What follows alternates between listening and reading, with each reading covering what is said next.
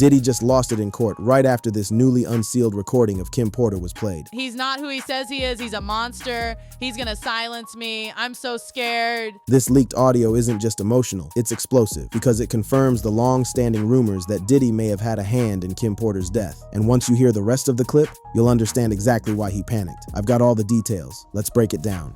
The bombshell about Kim Porter. The Manhattan Federal Courthouse continues to witness the most shocking turn of events as testimony regarding Kim Porter's final days unexpectedly surfaced. According to courtroom observers, Sean Diddy Combs visibly panicked, his face draining of color as Al B. Sure's explosive allegations about Porter's 2018 death hit the internet in the wake of his trial. He's definitely a lot thinner, face is very pale, a lot of gray hair, some black, but a lot of gray hair. You could tell he was nervous, and he said it in the courtroom. He had asked to go to the bathroom. He was like, "Excuse me, Judge, I'm a little bit nervous." Diddy was shaking. Man was trying to escape that courtroom faster than R. Kelly. While Kim Porter's death in November 2018 was officially ruled as lobar pneumonia by the Los Angeles County Coroner's Office, recent allegations from her ex-partner Albert Joseph Brown III, better known as Al B. Sure, have cast a shadow over the official narrative. Al B. Sure has been making increasingly public claims that Porter's death was not from natural causes, culminating in his May 9th, 2025 appearance on Fox 5 New York, where he flatly denied pneumonia was the cause. And thank goodness to my ex, the wonderful Kim Porter, the late Kim Porter, who, kind of warned me all along the way to, just kind of watch your back, so on and so forth. And I didn't understand why. Because of Diddy? Basically. Do you believe that she died of pneumonia? Absolutely not. Why? What evidence do you have? She was in the best of health. The controversy centers around what Al B. Sure claims were Kim Porter's final communications and concerns. In his recent media appearances promoting his upcoming memoir, Do You Believe Me Now?, he has alleged that Porter warned him about threats to his safety, claiming she was in the best of health shortly before her sudden death at age 47. You're blaming Diddy for that? I'm blaming this entire industry and the way it's gone. And, there's no one person that's in charge, but this level and this magnitude of a story, of detriment, of diabolical, just heinous, whatever's really going on, it's unfortunate. Is Diddy suing you or threatening to sue you? No. No? I have the truth. But one thing is, you have volunteered to testify at the trial, correct? Not as of yet. Actually, I was subpoenaed. Okay. So my attorneys worked something out. So I believe when the time is right, I'm going to discuss it with my attorneys.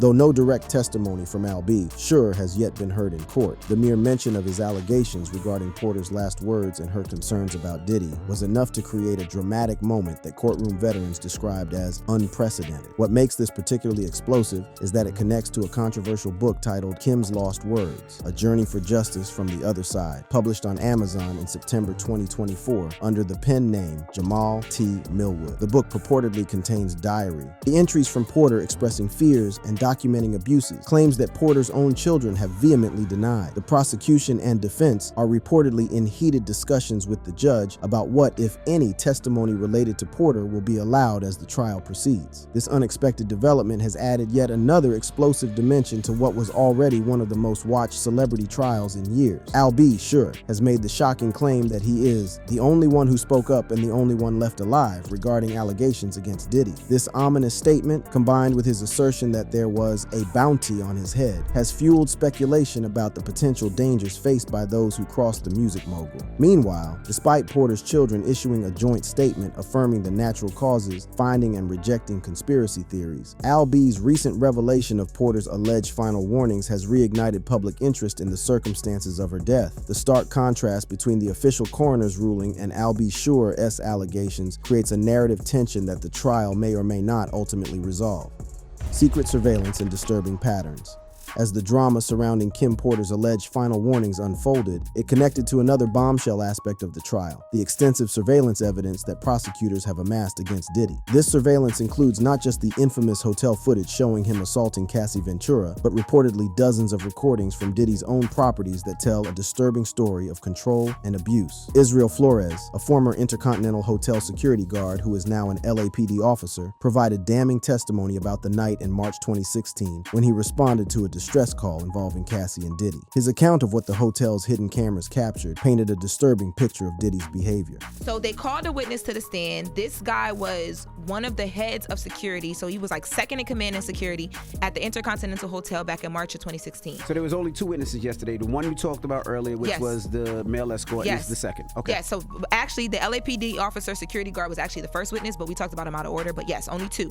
So this guy was working at the Intercontinental Hotel. He's a security guy who actually responded when Cassie got on the phone in the lobby outside of the elevators and called for help. The hallway, yep. The hallway. According to Flores, when he arrived at the scene, he found Cassie desperately trying to leave while Diddy was insisting she couldn't go. When Flores walked them back to their room to retrieve Cassie's belongings, he observed a third person in the room, corroborating Cassie's claim that she was trying to escape from a forced freak-off situation. So he says he walks them to the room, and when he gets to the room, he's able to see inside, and there's a man in dark clothing sitting on the bed, which is important, right? And I'm gonna tell y'all why. Because Cassie is alleging that the video that we saw was her trying to get away from one of those freak-off situations that she did not want to be a part of.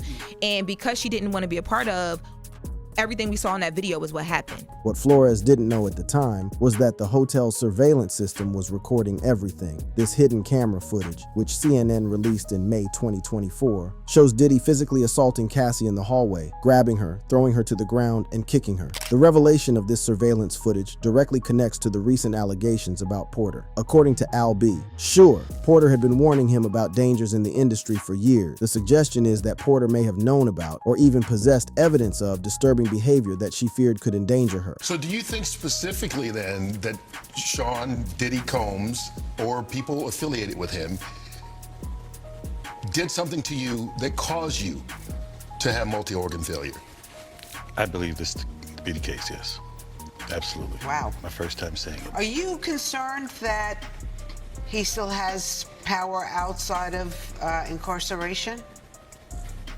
Remember, I'm the only one who spoke up, and I'm the only one left alive.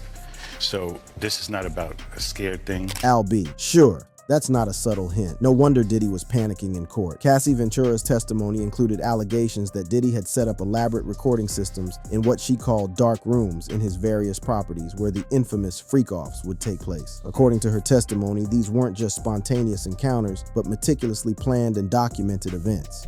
She says that, it was very well choreographed. Like, it was almost, when she was describing it, I was like, it sounds like he was shooting a music video. Executive producer. No, for real. Cassie alleged that Diddy would later watch these recordings for his own gratification and sometimes use them as leverage to ensure continued compliance. This testimony aligns with what investigators reportedly found during raids on Diddy's properties in March 2024. Extensive surveillance equipment and digital storage devices that could contain years of compromising footage. The pattern of surveillance, control, and alleged threats creates a disturbing context for Al B. Shore's claims about Porter. If, as he suggests, Porter had been warning him about dangers or possessed information that could threaten Diddy's empire, it would fit into a broader narrative of control and silencing. Cassie's testimony about these recorded sessions described how they followed a rigid 4-step protocol. So that first step was the descriptive foreplay, and then step 2 is the touching. She explained that step 1 involved verbal descriptions that served as narration for the recordings. Step 2 brought in the excessive baby oil for visual effect, and steps 3 and 4 involved increasingly intimate activity, all allegedly captured on hidden cameras for Diddy's private collection. The over 1,000 bottles of baby oil found during the raids now make more sense in the context of filming. They were apparently for ensuring optimal visual quality in these private recordings. The prosecution has suggested these raids uncovered a substantial archive of compromising footage spanning years. The testimony about the freak-off recordings was so explicit and disturbing that it reportedly made several jurors visibly uncomfortable. One particularly shocking allegation involved what happened after these recorded encounters. She said that a lot of times after they would finish, the escorts would have a happy ending, and Puff would make her take that happy ending and rub it on his, and then they would engage in whatever they were going to do, just Cassie and Puff allegedly. So his man milk on Puff. That's what Cassie is alleging, that that Puff liked her to rub it on his chest and on his. These graphic descriptions of activities allegedly captured on Diddy's private recordings paint a disturbing picture of exploitation and control. The suggestion that these recordings might have been used as blackmail material adds yet another layer to the allegations of a criminal enterprise. The idea that Kim Porter might have known about these activities or even possessed evidence related to them creates a troubling context for Al B. Sure's allegations about her death. While Porter's death has not been officially linked to any of the current charges against Diddy, the unexpected mention of her name in Al B. Sure's allegations in court created a moment of visible panic for the defendant. A web of scandals, allegations, and the fall of an empire.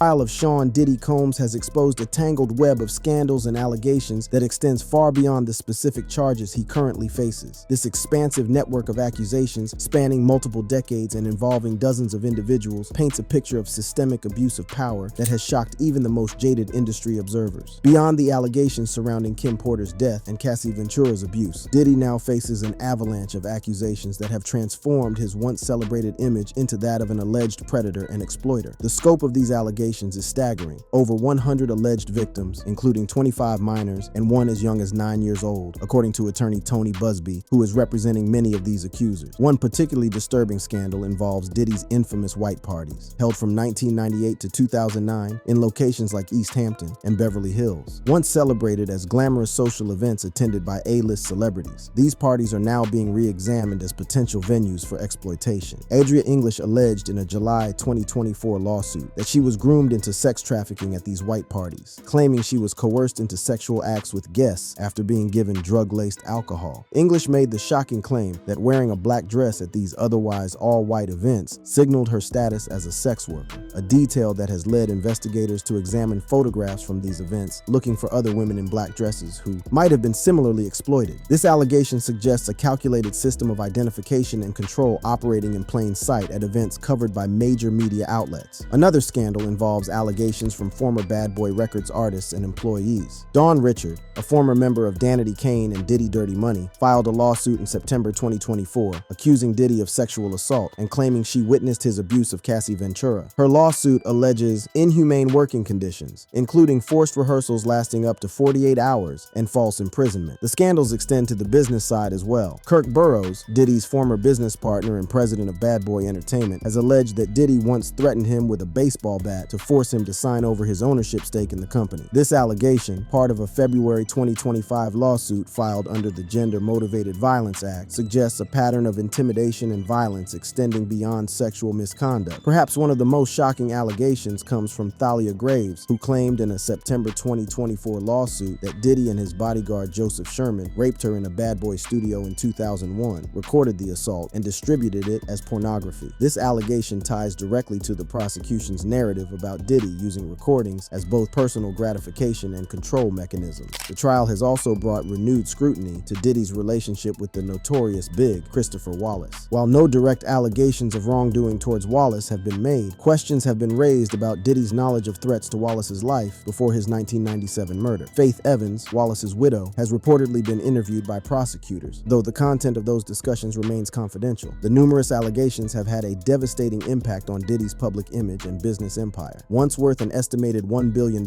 his financial empire is now in freefall. Brands that once eagerly associated with him are now distancing themselves at record speed. Ciroc Vodka partnership terminated. His long-standing and highly lucrative partnership with Ciroc Vodka, which began in 2007, ended in 2023, with the company completely severing ties following his arrest. Sean John brand collapse. The clothing brand that helped establish him as a business mogul has seen sales plummet, with major retailers pulling the line from their shelves after the allegations surfaced. Revolt Media distancing. The media company he co-founded in 2013 issued a statement distancing itself from its founder, emphasizing that Diddy has no operational or day-to-day role at the company. Radio bans and edits, major radio networks, including Sirius XM, iHeartMedia, and others, have begun editing songs to remove references to Diddy, with some stations pulling his music entirely. Award revocations. Howard University revoked his honorary doctorate on June 7, 2024, and returned his $1 million donation, while the BET Lifetime Achievement Award he received in 2022 has been effectively erased from the network's promotional materials. Key to New York City rescinded. New York City took the rare step of rescinding the key to the city that had been awarded to him, a symbolic but powerful statement about his fall from grace. The cultural impact of these allegations extends beyond Diddy himself. The entire Bad Boy Records legacy, which played a pivotal role in shaping hip-hop in the 1990s and 2000s, is now being reassessed. Artists who collaborated with Diddy are facing uncomfortable questions about what they might have known or witnessed, creating a ripple effect throughout the industry. Several artists who previously worked with Diddy have been called to testify, including Usher, who lived with Combs as a teenager and has spoken about witnessing adult activities during that time. His testimony could provide crucial context about the environment at Bad Boy during its early years. The scandals have also exposed alleged connections between Diddy and powerful figures in entertainment, politics, and business. Prosecutors have hinted at the existence of a black book containing names of high-profile individuals who allegedly participated in or knew about the activities now under scrutiny. This has created nervous speculation throughout the entertainment industry about who might be implicated next. Diddy's legal team has employed a curious defense strategy, essentially admitting to everything except the specific charges he's facing. They've acknowledged he was abusive, had anger issues, and behaved horribly toward women, but argue that doesn't make him guilty of sex trafficking or racketeering. It was own up to everything. They're like, look,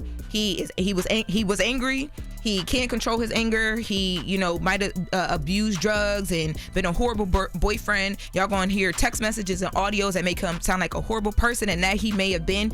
All of the most horrible things you could think about him when it comes to how he dealt with the women in his life, he's owning up to it. But when their argument is essentially, if he was guilty of domestic violence, we wouldn't be arguing today. But since he's charged with sex trafficking and racketeering, they're fighting it. If he was guilty of domestic violence, we wouldn't be arguing today. I mean, if he was charged with domestic violence, we wouldn't be arguing today. If he was charged with abuse in a certain way, we wouldn't be arguing today. But because he's charged with everything else, the sex trafficking and all these other things, we're here because he's not guilty of that. This approach, admitting to being awful but not criminal, seems unlikely to sway jurors who have now seen the hotel surveillance footage and heard testimony about the alleged hidden camera recordings. Adding a racial dimension to the trial, Mark Garagos, whose daughter is one of Diddy's attorneys, caused controversy by referring to the prosecution team as a six-pack of white women on his podcast, implying racial bias in the prosecution. Because he's inferring that because these are all white women on the jury, that based on race, white women are going to convict a black man because of the race component.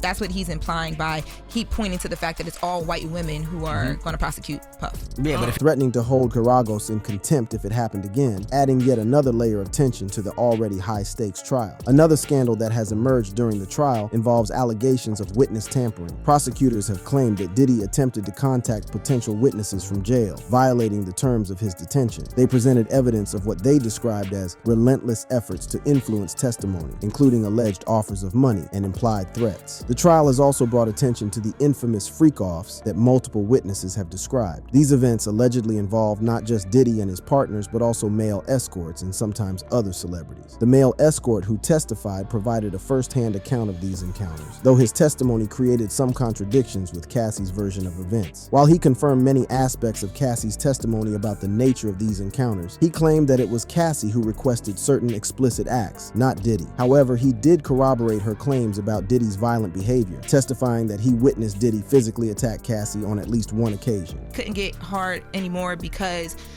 he went to Cassie's house. They got comfortable with him. He came to Cassie's house. When he was there, Cassie and Diddy was in the room. He was outside in the living room. Diddy comes out and goes off on Cassie, like allegedly beats her up bad because she took a long time to come back in the room to him. And he said after he saw that was his first time seeing her get physically touched.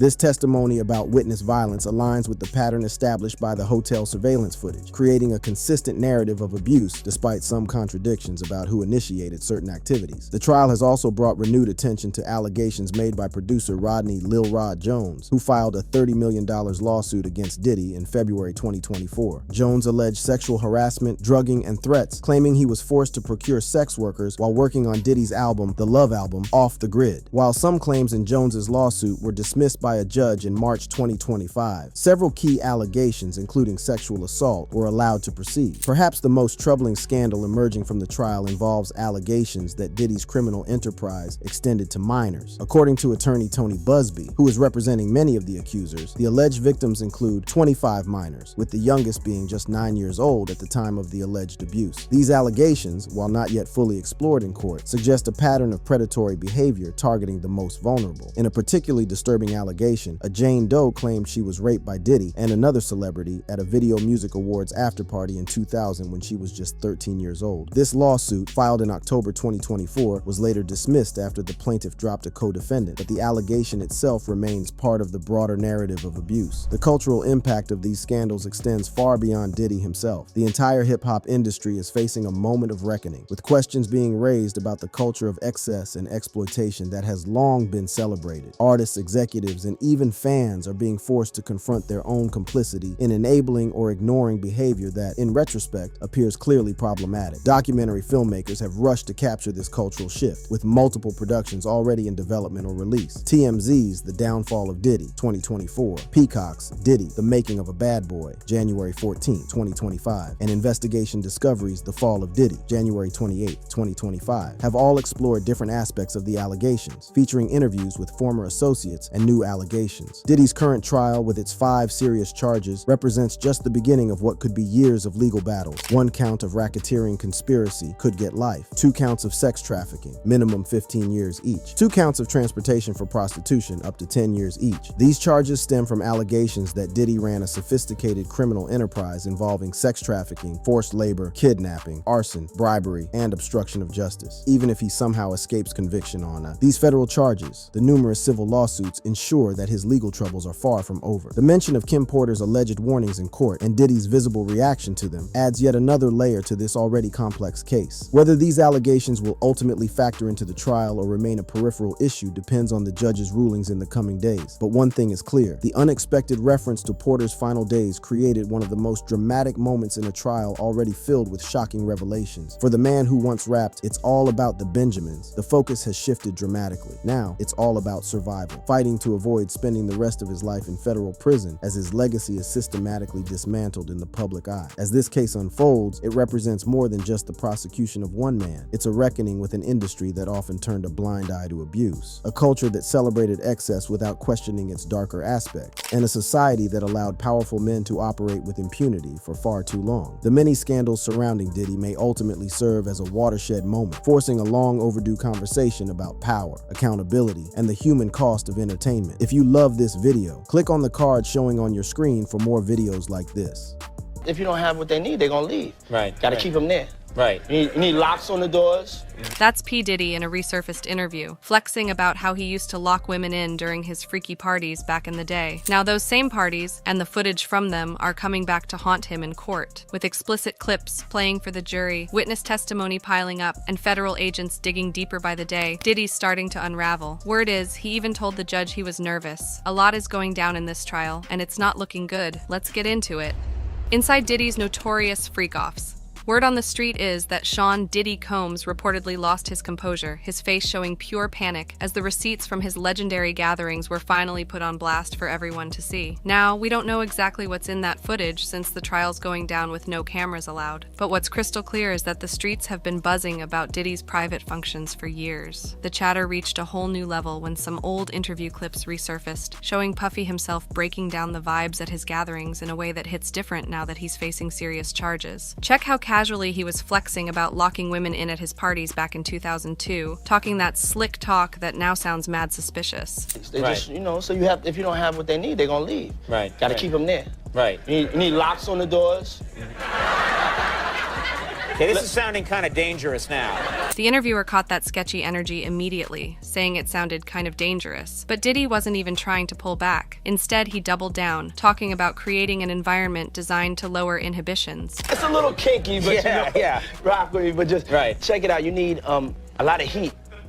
A lot of heat. Yeah. Heat? You mean that physically the place has to be hot? You don't have no air conditioning. No air conditioning? No. Why is that? Heat affects the alcohol, and it also affects, like, everybody gets a little bit more comfortable and loose. Real talk. These comments from back in the day hit different now with all the serious allegations Puffy's facing. But to really understand the full scope of what's being alleged, we gotta break down the two different types of functions Diddy was known for throwing. On the legit tip, you had his famous white parties, running from 1998 to 2009 in bougie spots like the Hamptons, Saint-Tropez, and Beverly Hills. These were high-profile joints with an all-white dress code, pure opulence, and guest lists stacked with A-listers. Mariah Carey, Hav, Beyonce, and even Martha Stewart pulled up. The 1998 Hamptons Bash alone had 1,000 heads in attendance, and later ones often had charity angles, like the 2009 Malaria No More event he co-hosted with Ashton Kutcher. But behind the scenes, allegedly, was a whole different type of function, the notorious freak-offs. These were supposedly private multi-day events described as straight-up sex parties featuring multiple sex workers, heavy drug use including X, Yayo, and K, plus all kinds of explicit activities. According to multiple allegations, these went down in private cribs, luxury hotel suites, and yachts, with invites only through Diddy's inner circle. Word is, these functions were infamous for drugging people, coercion, and intimidation tactics. Usher, who lived with Combs when he was just a youngin', has spoken on what that environment was like, saying it was pretty wild, even though he was too young to fully grasp what he was witnessing. In the 90s, do you understand what that's like? Puffy's place was like just filled with chicks and orgying like nonstop, right? Nah, not really. I mean, but hey, it was curious. I got a chance to see some things. Yeah, but you were 13. What were you seeing? I went there to see the lifestyle.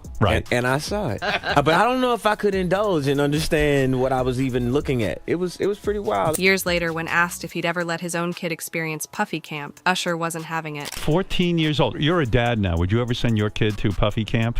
Hell no. But probably the most detailed first-hand account we've got comes from a woman named Tanea, who spilled all the tea to Mark Leda for his Soft White Underbelly channel. She claims she hit one of these freak-offs in December 2022 and described the tight security measures they had in place. Security guard patted us down. They put our phone in this little bubble case. So the bubble case is closed. They can't get unlocked until we walk out. So as we're in there, the only way of us taking any type of pictures is if we get in the photo booth. He has like a Team Love photo booth or whatever. According to Tanea, the vibe at the function was mad wild from jump, with folks just walking around naked and liquor flowing everywhere. So the sun is like coming up and people are walking around naked, period. Let's get into it. They're walking around naked already and they're in the pool skinny dipping. And they're drinking mimosas in the pool, but then it's like a waitress walking around giving people drinks, just passing people drinks, and people are just taking them. What she claims she saw inside the crib was on another level, straight out of some wild movie scene. This corner, this got going on. This corner, they over here doing this. This corner, they over there having. This corner, I'm just gonna say, because I don't know what I can say, because I'm not trying to be incriminating myself, but they were dressed up like little Harajuku Barbies. Like what? Little people, okay? We're not gonna say what type of little people, but like a fetish. The most disturbing part of Tanea's story is how she felt like she might have been set up to be trafficked. But then I put two and two together like, the prince has been saying your life is never going to be the same. You're going to be happy. Somebody's expecting you. And I just feel like that was the time that I was going to get sex trafficked or, drugged or something like that. Not everybody who rolled through. Diddy's Functions claims they witnessed anything suspect, though. Amber Rose, when she was on Club Shay Shay, said she hit up mad Diddy parties but never saw or got invited to any alleged freak-offs. Amber's story suggests that not everyone in Diddy's circle was plugged into these alleged freak-offs, indicating that he might have been super selective about who got the exclusive invite. Some heavy hitters in the game flat out avoided Diddy's functions altogether. 50 Cent told The Hollywood Reporter in July 2024 that he stayed away because of the uncomfortable energy, even mentioning that some people stayed quiet because of tapes. On a podcast in September 2024, 50 said he preferred basic normal over all that freaky shit. Cat Williams, always keeping it a buck, said on a podcast in January 2024 that he refused to attend to protect his integrity and virgin hole, and even called the whole Diddy downfall before it happened. From all these different accounts, what's becoming clear is that Diddy was allegedly running two separate operations: the public-facing white parties that cemented his status as a cultural icon, and the private, allegedly exploitative freak-offs that are now the focus of serious criminal charges. According to multiple testimonies, these functions allegedly involved careful selection of who could enter which areas, confiscation of phones, and an environment environment heavy with drug use and sexual activity. Tom Swoop claimed in June 2024 that people were snorting X and Yayo off each other's bodies at white parties, with different levels of access leading to private rooms where wild stuff allegedly went down, sometimes with promises of money or record deals. The contrast between these different stories paints a disturbing picture of a double life, the public image of star-studded bashes, and the private reality of what allegedly went down behind closed doors. If the rumors about that courtroom footage are true, the jury might be seeing first-hand evidence of these private gatherings right now, which would explain why Diddy reportedly looked like he was about to pass out. What makes these allegations especially wild is how organized they sound. The phone lockdown, the selective invites, the drug distribution, all of this points to a calculated operation rather than some spontaneous wild night. This systematic nature is key to the prosecution's case against Diddy, especially for the racketeering charge, which requires evidence of an organized criminal enterprise. The allegations surrounding these parties have moved from internet gossip to federal courtroom evidence, with serious legal consequences. If the prosecution can prove that these freak-offs were sites of coercion, drugging, and exploitation, they could establish the pattern of criminal behavior needed to get convictions on the most serious charges. What started as exclusive, high-profile gatherings that helped build Diddy's reputation as the ultimate host have now become central to his potential downfall, with the private moments he allegedly captured now possibly being displayed in a federal courtroom where the stakes are life or death.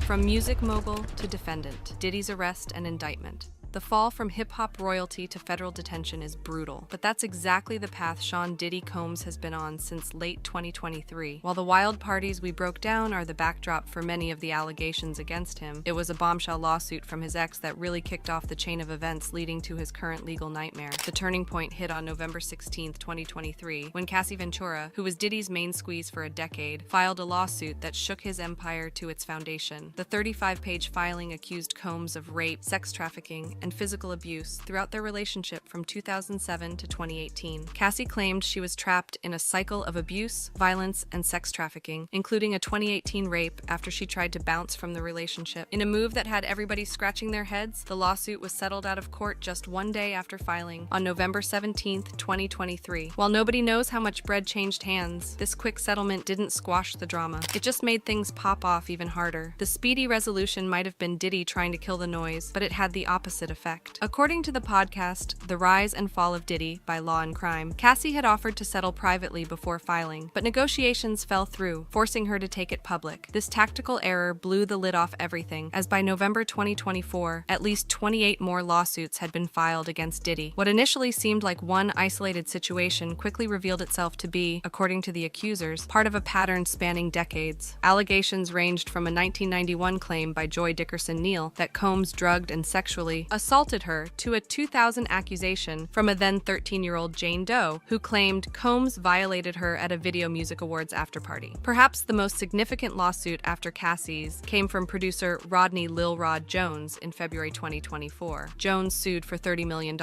alleging sexual harassment, drugging, and threats during his time working on Diddy's album, The Love Album Off the Grid, from September 2022 to November 2023. His 73-page filing included claims that Combs got handsy with him, that he was drugged and assaulted, and that Combs forced him to hire sex workers and participate in sexual activities with them. As these civil cases piled up, the feds started paying attention. On March 25, 2024, they executed a series of raids on Diddy's cribs in Los Angeles and Miami as part of a sex trafficking investigation. These raids yielded major evidence that would later support the criminal case against him. During these searches, law enforcement seized AR-15-style heat, extended clips, and over 1,000 bottles of baby oil and lubricant, allegedly linked to the freak-off parties described by numerous accusers. The discovery of all that baby oil had people talking, with speculation running wild about what was going down at these gatherings. Amber Rose, while claiming she never witnessed anything inappropriate at Diddy's functions, acknowledged she'd heard about these allegations regarding items seized during the raids. You think it's a plot because we saw it happen with Russell Simmons, now we see it happen with P. Diddy. You think it is a plot or a ploy to take down prominent, high-powered black men? I don't know. It really depends on the evidence, right? Because they did say that there were drugs in the baby oil.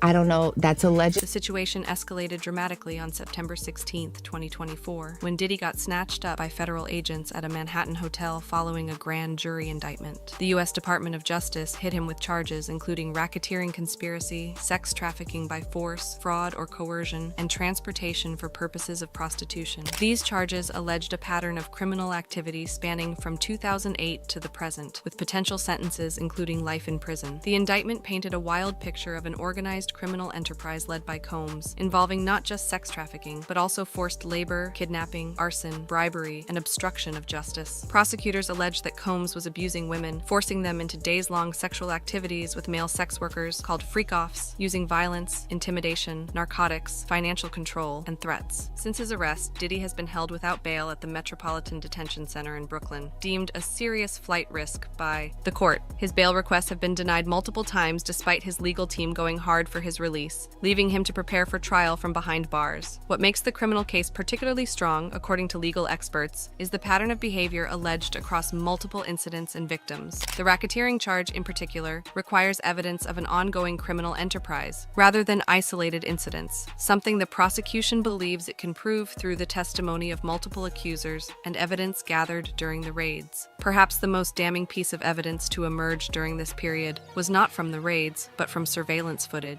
In May 2024, CNN released video from 2016 showing Combs physically assaulting Cassie in a hotel hallway, corroborating her earlier claims. The video showed him grabbing, shoving, and kicking her, evidence that drastically shifted public perception. Following the release of this footage, Diddy issued a public apology, taking full responsibility for his actions. This video evidence revealed a pattern that would become central to the prosecution's case: Diddy's alleged habit of recording his activities. Multiple lawsuits claimed that Diddy recorded sexual encounters without consent, and sometimes used these recordings as leverage or distributed them without permission. By October 2024, lawyer Tony Busby announced over 100 new assault allegations against Diddy, including 25 minors, with cases like a 9-year-old victim. By February 2025, 10 more lawsuits were filed before the Gender-Motivated Violence Act deadline, including claims by a male escort and Kirk Burroughs. Throughout this period, Combs has consistently denied the claims, often labeling them as money grabs or false and defamatory. In December 2023, he posted on Instagram, "I did not do any of the awful things being alleged.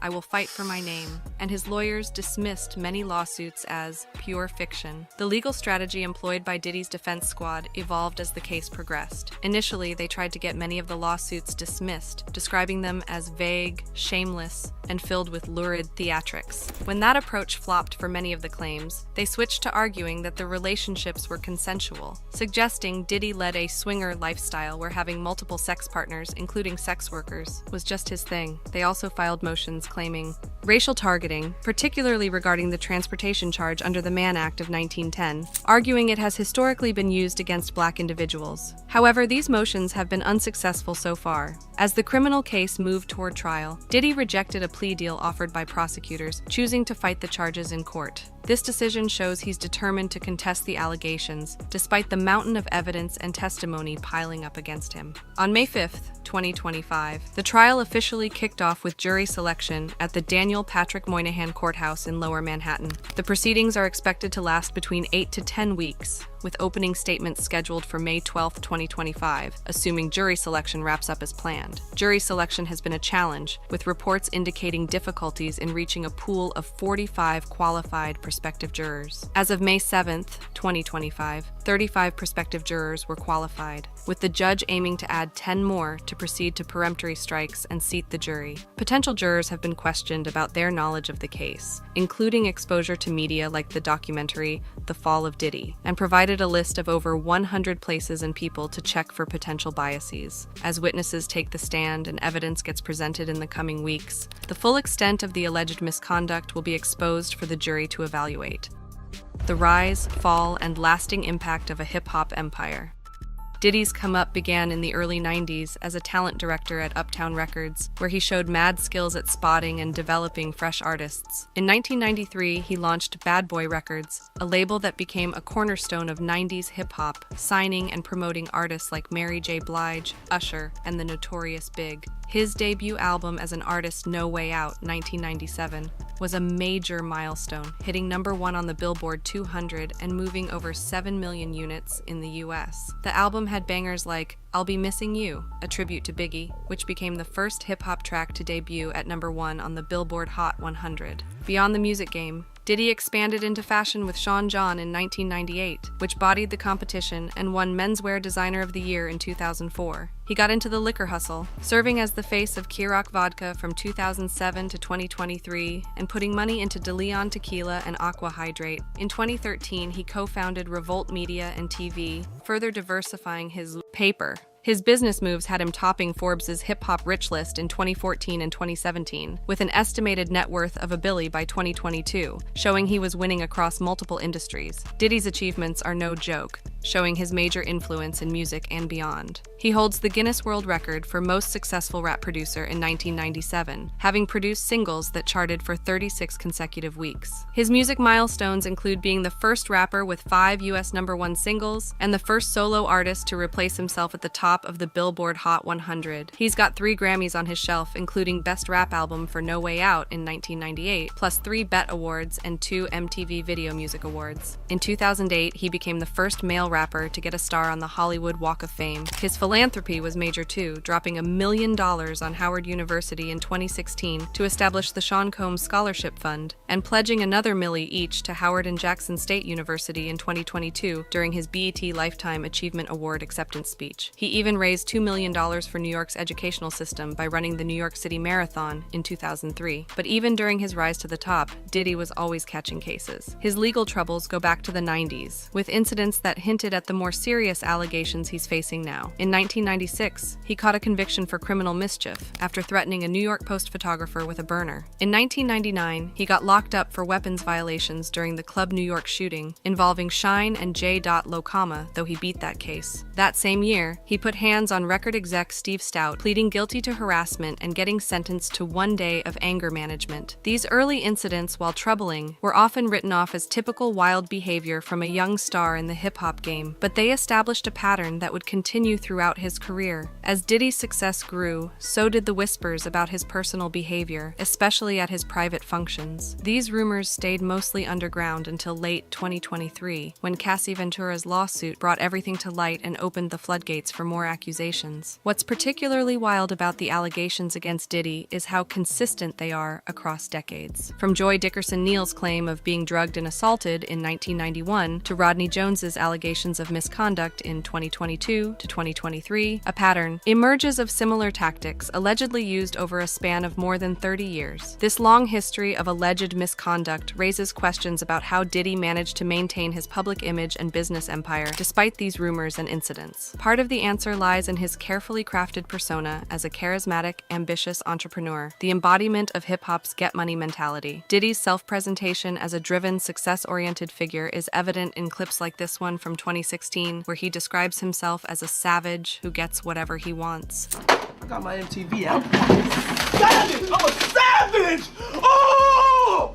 I'm a savage! Whatever I want, I'm going to get! Whatever I want, I have to get! Yes! What's next? What's next? I gotta get it. I'm not gonna stay down. I'm not gonna stay lying down. I'm not. I can't do it, man. I can't do that. What's next? Give me something else. This aggressive determination to succeed at all costs may have helped propel him to the top of the music industry, but in retrospect, it takes on a darker meaning given the allegations against him. Another factor in Diddy's ability to maintain his image was the power he wielded in the industry. Many accusers claim they stayed silent for years out of fear of retaliation, believing that Diddy's connections and influence could end their careers if they spoke out. Tanea expressed this concern directly in her interview. We know his past, like Shine, the rapper, being in jail because of him. Like, don't think just because I'm from where I'm from, you could just do anything. And that's why I never really said nothing about it, because I just felt like, who am I? He got money. Like, Ain't nobody gonna believe me. The impact of the allegations and criminal charges on Diddy's career and legacy has been swift and devastating. Howard University snatched back his honorary doctorate on June 7, 2024, and returned his $1 million donation. New York City took back the key to the city they gave him in September 2023, and Miami-Dade County canceled Sean Diddy Combs Day, which they established in 2016. Radio stations started editing songs to cut references to Diddy, with some stations completely pulling his music from rotation. His business partnerships dissolved, with brands distancing themselves from the troubled mogul faster than you can say bad boy for life. The cultural reassessment of Diddy goes beyond his personal behavior to his business practices and role in the music industry. Some critics have pointed to his history of allegedly shady business dealings with artists, suggesting that the alleged personal misconduct was part of a broader pattern of using power to exploit others. This reassessment is happening against the backdrop of a larger conversation about accountability in the entertainment industry. The allegations against Diddy came to light after the #MeToo movement had already created space for victims to be heard, at a time when the public and legal systems were more receptive to claims of sexual misconduct by powerful figures. The timing of these revelations is significant in another way too. Diddy had reached the pinnacle of his success, achieving billionaire status and receiving prestigious honors like the BET Lifetime Achievement Award. The contrast between these achievements and the allegations against him couldn't be more stark. This duality, the public image of a successful businessman and philanthropist versus the private reality alleged by accusers, mirrors the contrast between his public white parties and private freak-offs. In both cases, what was presented to the world appears to have been carefully curated to hide a darker reality. The trial of Sean Diddy Combs represents more than just the legal proceedings against one individual. It potentially signals a reckoning with long-standing issues of power, exploitation, and accountability in the entertainment industry. The case raises questions about who knew what and when, and whether others in Diddy's circle were complicit in or turned a blind eye to the alleged misconduct. If you love this video, click on the card showing on your screen for more videos like this.